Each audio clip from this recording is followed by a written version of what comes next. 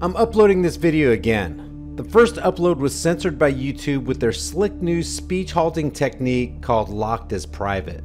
This is where they can claim that users violated certain YouTube guidelines. In this case, they claim that I attach misleading tags in my description and tagline, which is a lie. And they keep their claims vague so they can squirm out of any legal pitfalls. So I'm re-uploading this with no tags and nothing in the description except the links to the original videos so you can see them for yourself.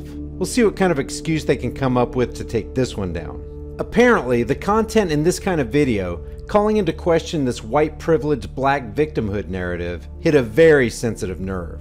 The people who run the show over at Google and the higher ups in the halls of government want us individuals who are white to feel ashamed, and they want you individuals who are black to feel victimized. This keeps us all at each other's throats and keeps us from uniting against our common foe.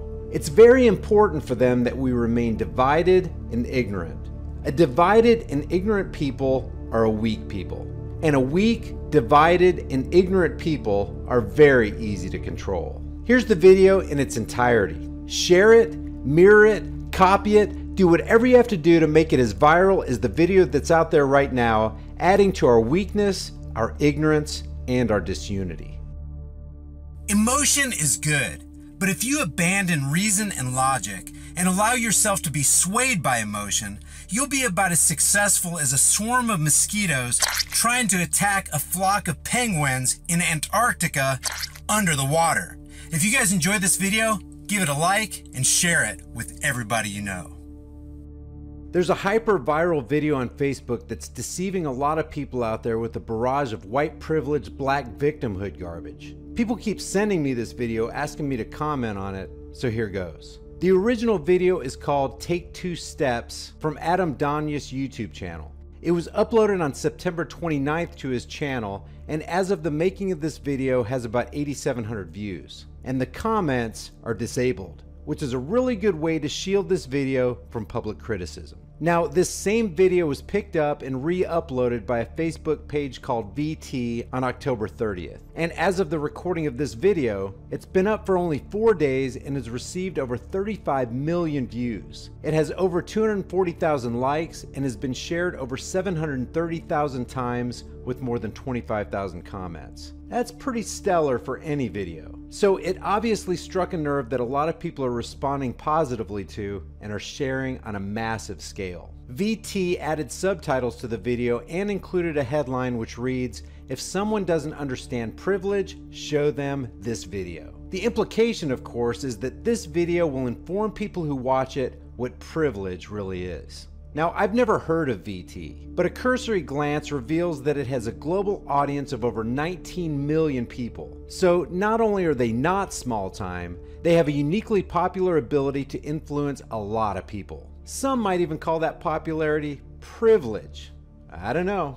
And it's obvious from the views, likes, and shares that it's having a huge impact. I'll play snippets of the video so we can dissect it with logic and reason in a minute, but first, a quick summary. Apparently, this guy named Adam Donya's got a group of young college-age kids together in a field, had them line up like they're gonna race, held up a $100 Federal Reserve note, and before the race even began, had them take 2 steps forward if each of the 8 statements he gave them applied to them, leaving other kids standing at the starting line if the statements did not apply to them. Obviously, the more steps you take toward the finish line before the race begins, the greater your chance of being the one to win the race and grab the Ben Franklin fiat note of debt. If you want to see the videos for yourself in their entirety, I'll leave the links in the description. From the outset, I want to say that if the creator of this video aspires to be a casino owner, he stands a good chance of being very successful at it, because with this production, he couldn't have stacked the deck of personal bias any more in his favor. The only problem with this video is that from start to finish, it's filled with emotionally manipulative, one-sided, virtue signaling, false narrative promoting BS. So let's examine it. Here's the first statement. Take 2 steps forward if both of your parents are still married. There's no doubt that strong families hold a society together, and strong, vibrant marriages hold families together. A healthy family unit is the building block of the very fabric of society.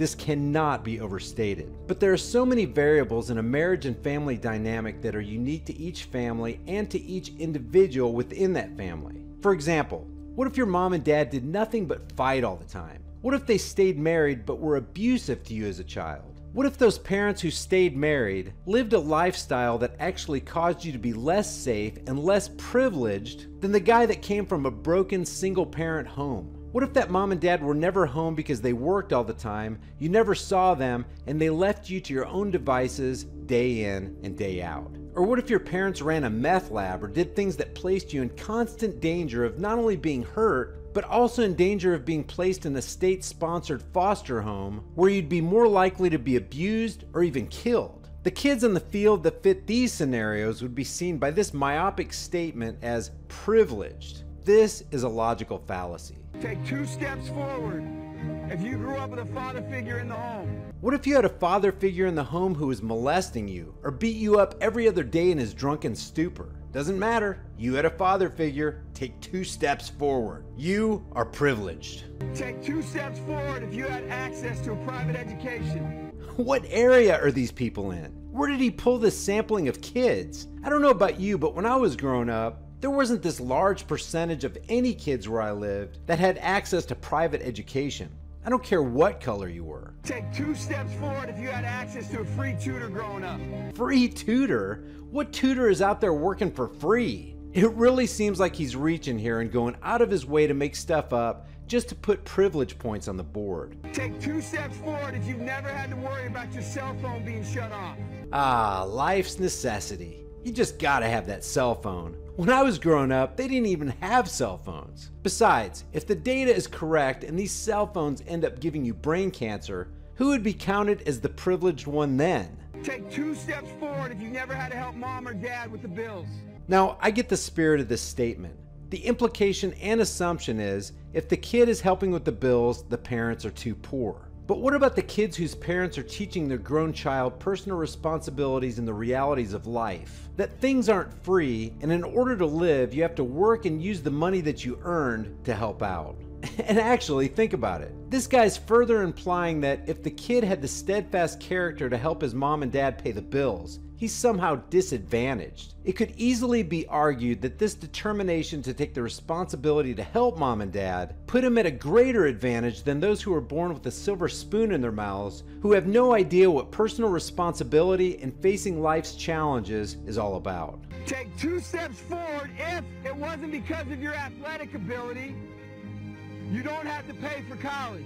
What the hell kind of statement is that? With this statement, he went out of his way to make this unfair. What if it was because of your athletic ability that you didn't have to pay for college? Can't say that though, because that would blow the entire biased narrative he's trying to promote. Let me ask you, if one person was born with a mother and father and a cell phone, but no athletic ability, and another person was born with only a mother, no cell phone, and an amazing athletic ability that would eventually earn him scholarships and multi-million-dollar contracts, which one was more privileged? His statement right here alone exposes this as total BS. And here's his last statement. Take 2 steps forward if you never wondered where your next meal was going to come from. After the take 2 steps forward statements, he says this. I want you guys up here in the front just to turn around and look.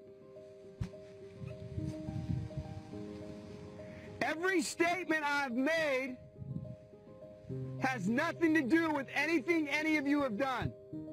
Has nothing to do with decisions you've made. Everything I've said has nothing to do with what you've done.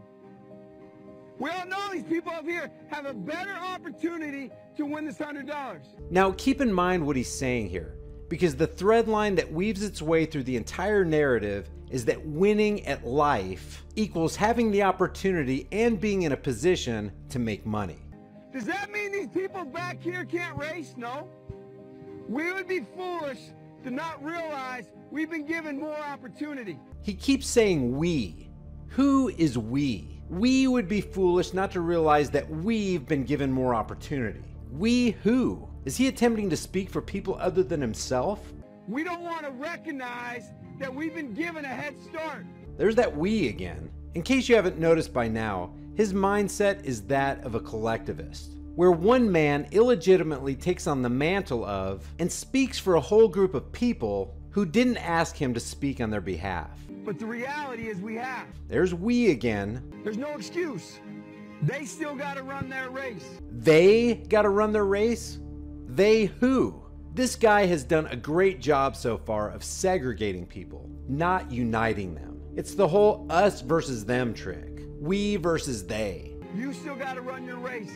But whoever wins this $100... There it is again. Winning the race of life for this guy, the way he's conveying it in this video, is about the opportunities people have or don't have to earn money in life, which he equates as winning or losing a race. I think it'd be extremely foolish of you not to utilize that and learn more about somebody else's story. So Adam's judgment of you is that if you don't use the money you've earned to learn something about someone else's story, you are foolish. Because the reality is, if this was a fair race and everybody was back on that line, I guarantee you some of these black dudes would smoke all of you. What in the hell did he just do? He made this whole thing about race, and he did it in hypocrisy. Because if these black dudes, as he calls them, had the ability to smoke all of you, then by his own argumentation, that automatically makes the race unfair. But he calls such a race a fair race. In other words, he could have easily reversed things and said from the very beginning, take 2 steps forward if you have the ability to run a 4.340. Or take 2 steps forward if you could dunk a basketball at age 13. How about this one? Take 2 steps forward if you're deadly with a 3-point shot. Or take 2 steps forward if you're likely to win a free scholarship to a top university because of your athletic ability, instead of having to have your working class moms and dads work their asses off to send you to college. Why didn't he say, take 2 steps forward if you in any way benefited from government subsidies while all these privileged folks had mom and dads who footed the bill for your welfare? But of course, that would shatter the disingenuous narrative. So in his mind, and the way he states it in his video, if some of these black dudes, as he says, has an ability no one else had, this would be a fair race. Even though he just tried to make the case that these, well, let's just say it, white folks have opportunities that give unfair advantages over black folks. Can you even get more racist and biased? Besides, as a side note, one of the guys that never took 2 steps forward is white. Where's his white privilege? We probably can't talk about that. Interesting how he excluded the white guy as someone who might smoke the other white people in a race. And it's only because you have this big of a head start that you're possibly going to win this race called life. What exactly does winning this race called life mean for Adam Donius? How is he defining winning? Because all I see at this point is a dude dangling a $100 bill in front of a group of teenagers that don't have the ability to question this guy's racist, divisive, victim card promoting, white shaming agenda and equating winning with making money.